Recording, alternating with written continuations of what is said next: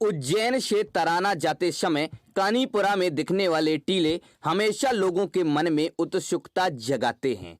इन टीलों के नीचे विशाल बौद्ध स्तूप हैं। उत्खनन में इनके प्रमाण मिलने के बाद इसे संरक्षित क्षेत्र घोषित करते हुए केंद्र सरकार ने पहरा भी लगा दिया है। बौद्ध समाज यहाँ धार्मिक परंपराएं पूरी करने आता है।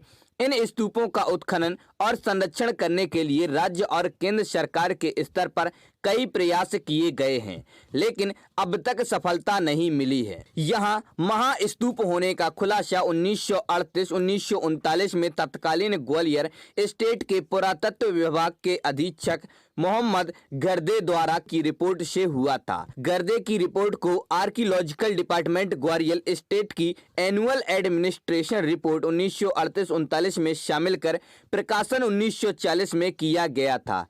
रिपोर्ट सिंधिया ओरिएंटल इंस्टीट्यूट में संग्रहित है।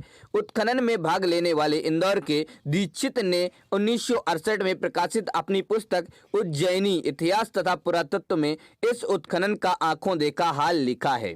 टेकरी को वैश्य टेकरी नाम दिए जाने को लेकर विद्वान मानते हैं कि सम्राट अशोक की रानी वैश्य पुत्री ने संभवतः इसका विस्तार कराया था, इसीलिए इसे यह नाम दिया गया है। बताया जाता है कि यह सम्राट अशोक से जुड़ा हुआ इतिहास है और बौद्ध आस्था का केंद्र है। गर्दे की रिपोर्ट में यह भी कहा गया है कि यह स्तूप अन्य स्तूपों से अलग और संभवतः सबसे बड़ा है। इस तरह के 2 अन्य स्तूप भी खोजे गए हैं। इसके बाद बौद्ध अनुयायियों के लिए ये टीले आस्था का केंद्र बनने लगे। बौद्ध महासभा ने हर साल फरवरी के पहले रविवार को यहाँ बौद्ध महोत्सव शुरू किया। विक्रम विश्वविद्यालय के पुरातत्व विभाग प्रमुख रहे स्वर्गीय डॉक्टर R.K. अहिरवार ने अनुसंधान किए और प्रकट करने के लिए केंद्र सरकार को प्रस्ताव भी दिया था। तो चलिए जानते हैं इस रिपोर्ट की खास बातें क्या थीं।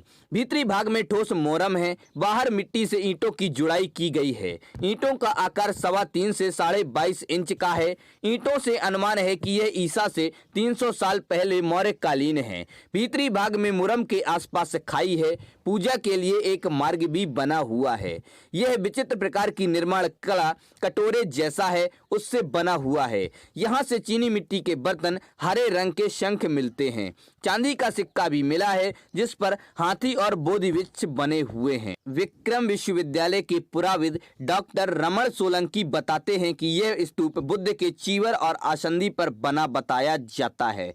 इसका उत्खनन 1937-38 में किया गया था। सिंधिया स्टेट के पुराविद मोहम्मद गर्दे की रिपोर्ट प्रकाशित की गई थी। यह रिपोर्ट स्तूप के बारे में प्रमाणिक जानकारी देती है। स्तूप को प्रकट किया जा सकता है। दीक्षित ने 1968 में प्रकाशित अपनी पुस्तक में लिखा है, स्तूप का व्यास 110 मीटर से अधिक तथा ऊंचाई 32 मीटर से ज्यादा है। उत्खनन के लिए चोटी पर खुदाई की गई। 4 मीटर गहराई तक खुदाई के बाद अचानक 1.5-2 फीट व्यास का गड्ढा बन गया।